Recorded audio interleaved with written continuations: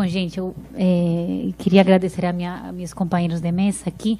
E eu pensei o seguinte, como o título da mesa, esse título do fim da Era dos Pactos, né, uma coisa aí apocalíptica, né, muito essa grande tragédia, né, grega que se avizinha, eu pensei reverter um pouco essa narrativa e pensar que é verdade que nós estamos na fim da era de alguns pactos, mas nós estamos diante de outros pactos, né?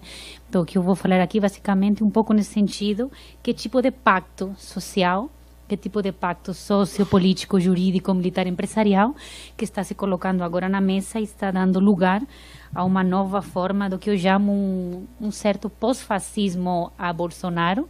Então, muito essa bolsonarização da esfera pública, essa bolsonarização do debate público, porque eu sempre chamo atenção. O risco não é Bolsonaro como figura individual, como sujeito, né? Como indivíduo com nome e sobrenome, numa figura biográfica. O risco é essa bolsonarização do espaço público, é que o discurso de ódio seja popular e seja aceito. Esse é o verdadeiro risco, né? Então, eu começo um pouco, eu queria entender um pouco quais são os principais elementos, as principais forças que se juntam nessa dinâmica dos novos pactos para dar lugar a uma bolsonarização da esfera pública como nós temos hoje, né? Acaba de sair pesquisa da Datafolha agora, com o Bolsonaro está nesse patamar de 26% de intenção de voto, né? Então, 26% não é pouca coisa, né? Não é nada expressivo. O primeiro elemento, que eu acho que para mim é fundamental, é a racionalidade neoliberal ou ultraliberal, que para mim tem uma característica básica, que é que a democracia é um mero acessório para esse tipo de racionalidade. Então, nós estamos numa fase desse ultraliberalismo, neoliberalismo, para a qual a democracia é um acessório absolutamente prescindível, né? Então, anos atrás, nós tínhamos esse modelo do welfare state, né? Aquele estado de bem-estar que parecia compatível, né? Com o sistema liberal, que parecia compatível com o regime de direitos, né? Que parecia compatível, pelo menos na sua forma. Esse tipo de racionalidade ultraliberal, e ainda mais nos países periféricos, coloca muito claramente a sua incompatibilidade com o regime de direitos e com o regime minimamente inclusivo numa democracia de mínimos, né? Então, o que a gente vê é que esse tipo de ultraliberalismo, e ainda mais periférico, ataca continuamente a democracia. A democracia, quando eu falo democracia, me refiro sempre à sua definição, para mim, mais básica, que é a possibilidade do convívio do coletivo e a construção de um futuro político coletivo, né? Então, essa forma ultraliberal ataca diretamente essa possibilidade, porque os direitos são incompatíveis com o sistema ultraliberal, que basicamente se constrói na lógica de acumulação cada vez maior em mãos de menos, os 1% versus 99%, e a marginalidade, a precarização e a vulnerabilidade de massas de contingentes de milhões de pessoas que estão ficando absolutamente marginalizadas, né? Então, essa dinâmica predatória, selvagem, né, essa dinâmica animalística desse ultraliberalismo é absolutamente incompatível com uma democracia de mínimos, um consenso de mínimos democráticos, e obviamente os direitos para esse tipo de capitalismo predatório são um obstáculo, né, e um obstáculo com o qual temos que acabar, né. Então, eu acho que essa é a primeira questão, uma racionalidade ultraliberal que passa muito pela ideia do hiperindividualismo. Então, eu pesquisei, eu fiz uma pesquisa sobre o voto em Bolsonaro. Basicamente, o que eu fiz foi conversar com as pessoas que iriam votar no Bolsonaro, né?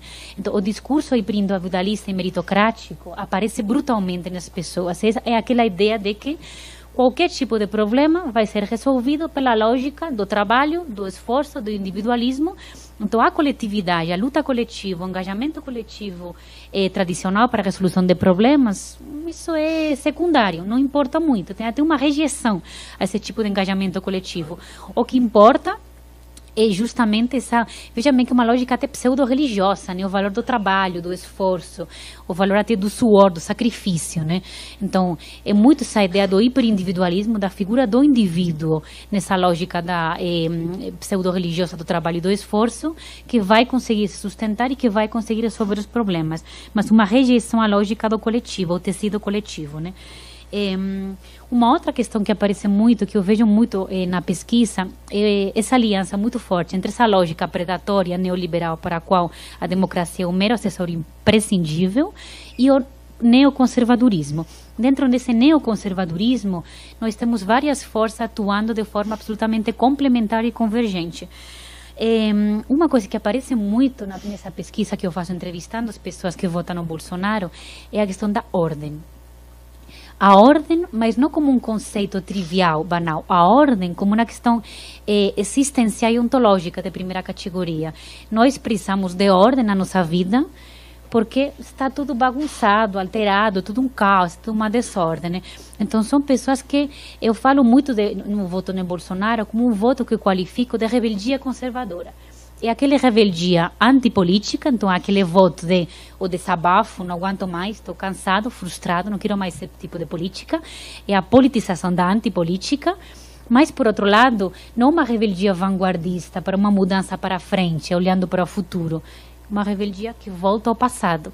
Então, é aquela rebeldia antipolítica, anti-establishment, anti-sistema, mas com aquele saudosismo melancólico de um passado que era muito mais organizado, onde as hierarquias sociais estavam muito mais definidas, onde não tinha feministas saindo pelas ruas como loucas, né, como a gente faz hoje em dia, né, onde não tinha uma parada LGBT com 2 milhões de pessoas, né.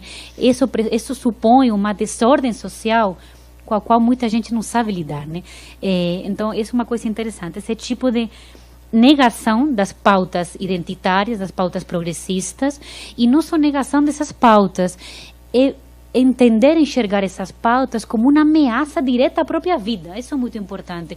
Quando a gente fala com desses conservadores, ultraconservadores, o que a gente percebe muito é que eles se enxergam nesse tipo de movimento progressista uma ameaça à estabilidade da própria vida e da própria existência. Então, somos nós como inimigos da própria existência do sujeito. É que a feminista está ameaçando a própria vida dele. O movimento negro está colocando em risco a sua própria forma de entender o mundo e a própria vida do sujeito. Então, aquela ideia absolutamente incompatível com o regime mínimo democrático do inimigo. Esse é o inimigo. Então, se a democracia se constrói justamente como um regime de inclusão da diferença, de inclusão das alteridades, das subalternidades, se eu rotulo o outro como inimigo, que é diferente a mim, obviamente estou construindo um espaço absolutamente antidemocrático, né? A força do anti-identitarismo, do anti-politicamente correto, é importantíssimo para entender o voto nessa alt-right, nessa nova direita. Foi muito importante para entender o voto em Trump, muito importante para entender o voto, por exemplo, na Marine Le Pen, os movimentos de extrema-direita na Europa, muito importante para entender o movimento de Bolsonaro. Tem um conceito que eu gosto muito, que é o conceito de backlash, não sei se vocês já escutaram esse conceito, que é aquela ideia que é o seguinte: backlash significa você culpabiliza o próprio movimento social pelas mazelas que ele pretende combater. Então, o machismo não seria culpa de uma sociedade intrinsecamente patriarcal, misógina. Somos nós, mulheres, porque somos histéricas, enlouquecidas, violentas, agressivas, que estamos provocando justamente uma diferenciação de homens e mulheres, e estamos provocando que exista um machismo que, enfim, antes estava tudo bem, não tinha tanto problema. É a mesma ideologia, é a mesma operação do mecanismo do racismo reverso. É o movimento negro insistindo nos seus privilégios, como, por exemplo, as cotas, que está criando essa operação perversa do racismo, né? Então, veja bem, uma culpabilização desses movimentos e uma agressão, uma reação a esse tipo de movimentos identitários, né?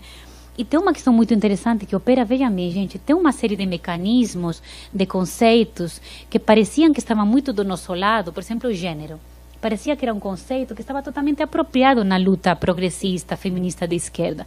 E o que acontece agora é que essa nova direita conservadora, neoconservadora, se reapropria desses conceitos, cria contranarrativas com esses conceitos, então reformula totalmente essa lógica para colocar um discurso homofóbico, misógino, mas muito mais sofisticado, que não opera diretamente como se fosse, de fato, homofóbico, misógino, racista, sino que opera de uma forma muito mais sutil e sofisticada. Então, agora, essa nova direita fala em ideologia de gênero, como se nós, feministas, fôssemos aquela operação demoníaca, diabólica, que estamos operando diretamente contra a inocência das coitadas criancinhas, criando gays na escola. Isso eu já escutei, né, que vocês estão provocando, vocês estão forçando as criancinhas a serem gays na escola. Então, vejam bem como opera o tempo todo. É a culpabilização dessas pautas identitárias e a criação dessa ideia do inimigo dentro dessa mentalidade até, enfim, diabólica, essa mentalidade pseudo-religiosa. Então, o mundo tem que ser salvo de nós, porque nós somos os inimigos, estamos provocando essa ameaça para essa ordem social, né?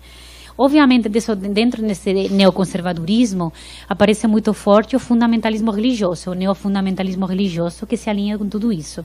E aqui eu sempre faço uma crítica muito contundente ao campo progressista, porque é o seguinte, veja bem, nós temos uma articulação social e política muito potente dos campos, fundamentalmente do campo evangélico, do campo neopentecostal, como uma força agregadora e articuladora da sociabilidade fundamentalmente periférica. E muitas vezes isso se cria, isso se aprofunda num vazio, num vácuo deixado pelo campo progressista que não se aproxima, não estabelece diálogo e muitas vezes até inclusive não entende como opera essa racionalidade evangélica, né? Uma racionalidade evangélica que está muito próxima a essa racionalidade neoliberal capitalista. Eu falo, a igreja neopentecostal, por exemplo, pensa na igreja universal. É uma igreja vanguardista, né? Ela se aproxima muito a esses conceitos do capitalismo mais básicos, como meritocracia, individualismo. É uma operação mercadológica do conceito de Deus, né? Basicamente. Então, nós temos a mercantilização do divino, né? Nessa igreja evangélica. Então, ela conflui perfeitamente, converge perfeitamente com o ideário capitalista. E nós, no campo progressista, às vezes não acabamos de entender essa operação dessa racionalidade evangélica e como que ela opera para fortalecer essa lógica neoconservadora, né? Uma outra coisa que aparece muito na pesquisa que conflui com essas racionalidades, né? Racionalidade neoliberal, neoconservadora, essa racionalidade anti-esquerdista, antipetista. O professor falava aqui do antipetismo. Mas veja bem, o que é antipetismo, o que é anti-esquerdismo? Eu basicamente coloco os dois termos no mesmo lado, porque quando você fala com apoiadores de Bolsonaro, eles fazem uma rápida sinonímia entre PT e esquerda, né? Quase não existe nada fora do PT que seja diferente, né? Então, esquerda é basicamente petismo, né? Não existe muita diferenciação, né? Então, é como se fosse um revival da velha lógica do anticomunismo. Então, os comunistas estão voltando de novo, perigo vermelho, como criancinhas. É como se fosse de novo uma reativação de toda essa retórica, né? Só que esse anti-esquerdismo, esse antipetismo, nós fizemos algumas pesquisas nas manifestações pró-impeachment e veja, algumas categorias estavam operando por baixo desse antipetismo. A gente perguntava às pessoas, né, como que elas se identificavam nas manifestações de 2015, sobretudo pelo impeachment da presidenta. Tinha uma especificamente que a gente perguntou se a pessoa se identificava como petista, antipetista, etc., e 80% dos presentes dessa manifestação da Paulista pedindo impeachment se identificavam como muito antipetistas, né? Ou seja, é uma questão organizadora da identidade coletiva dessas pessoas, né? E quando nós tentamos pensar um pouco, mas o que significa esse antipetismo? O primeiro que surgia claramente era essa questão da luta contra a corrupção, que eu vou voltar mais tarde.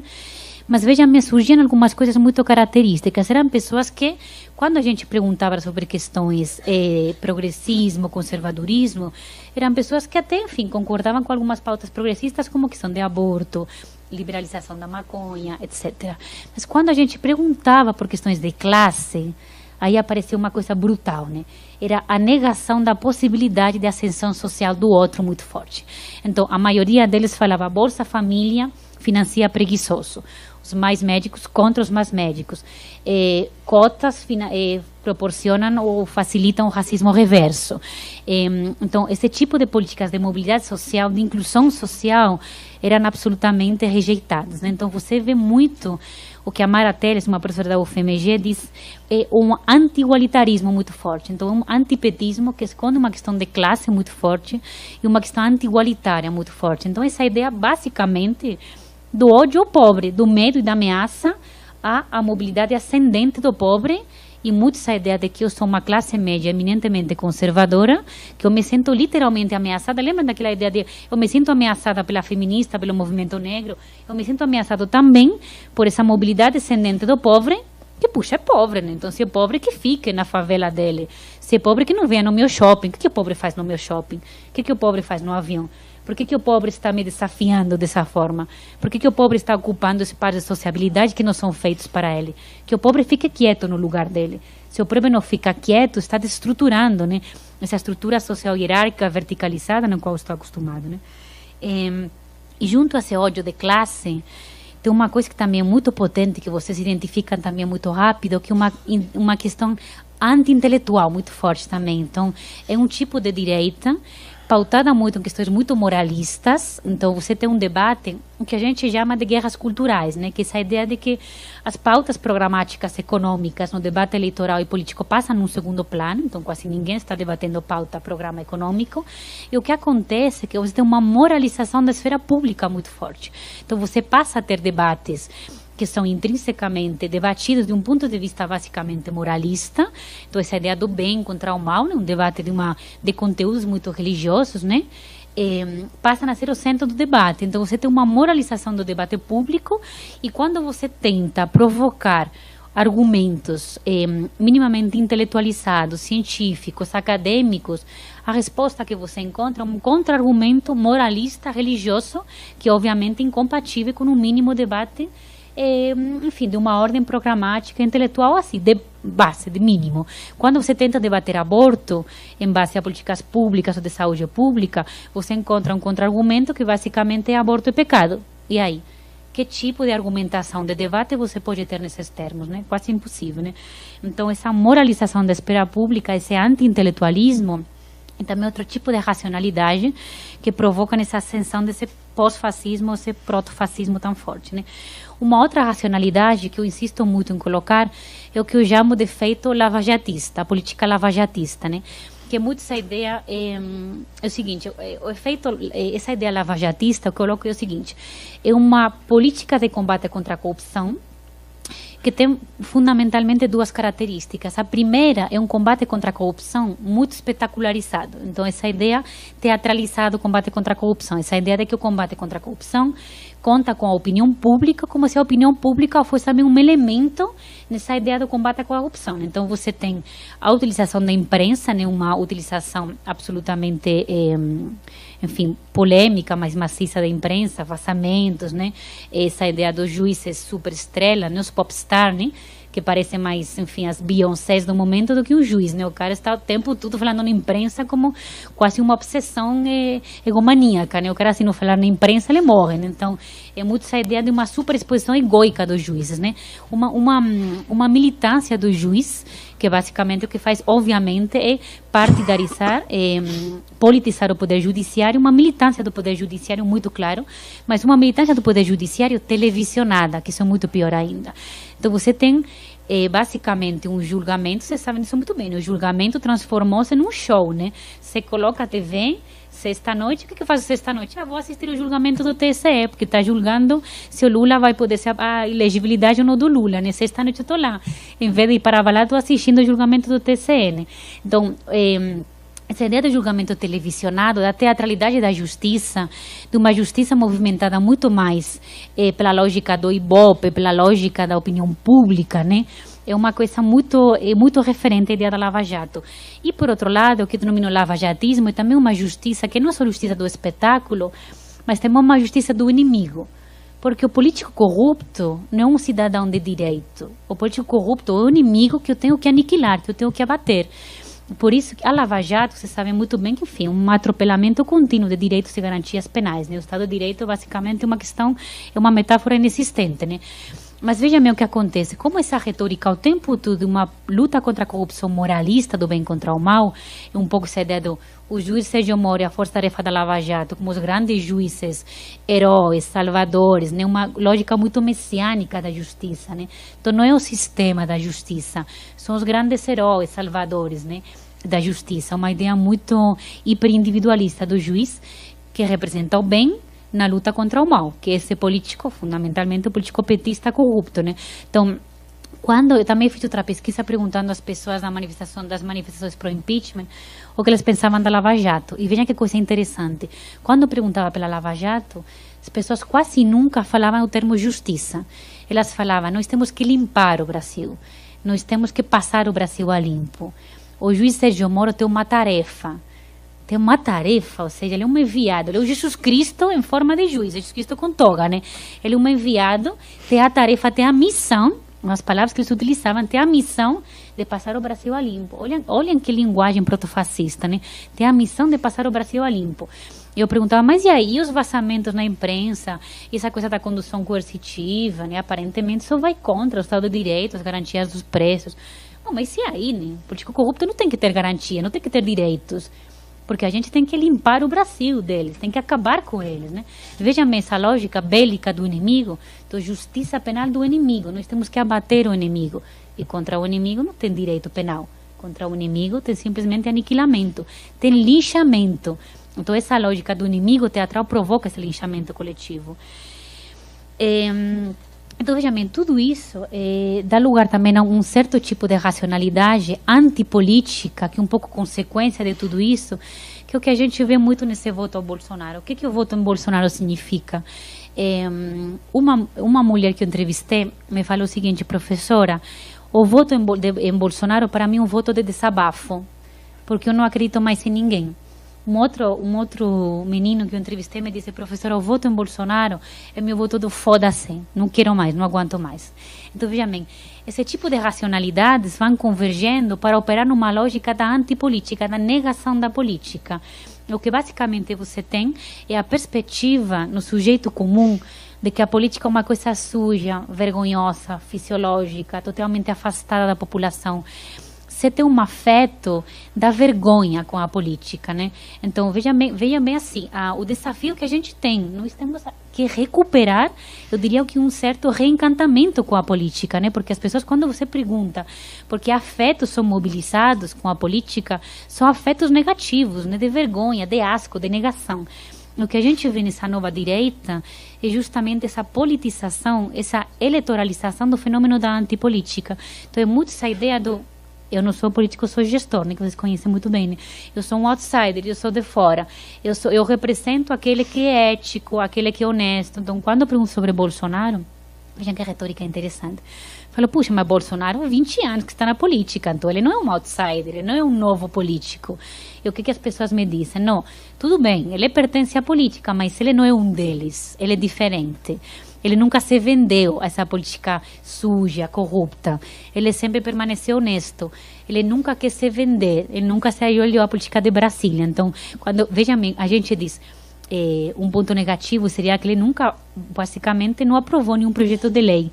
Isso, pelos votantes de Bolsonaro, é reconceitualizado e visto como positivamente. Por que ele não aprovou quase nenhum projeto de lei?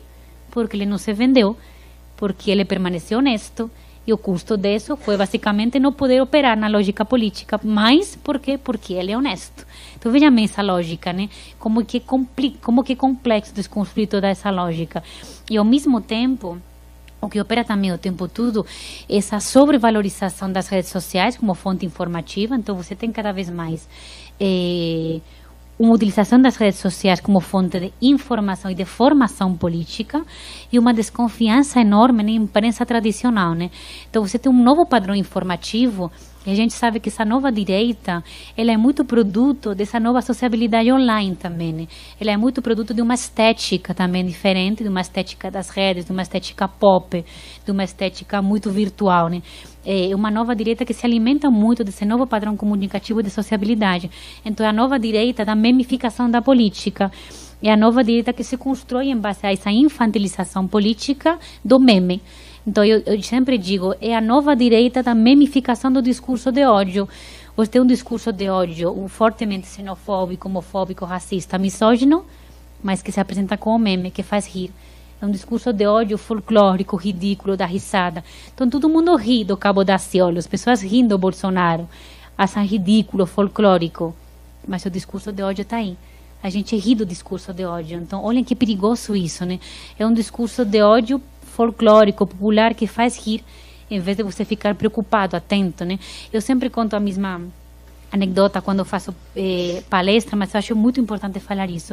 Como parte da minha pesquisa, eu entrevistei alguns alunos da escola pública, adolescentes, aqui em São Paulo, São Miguel Paulista.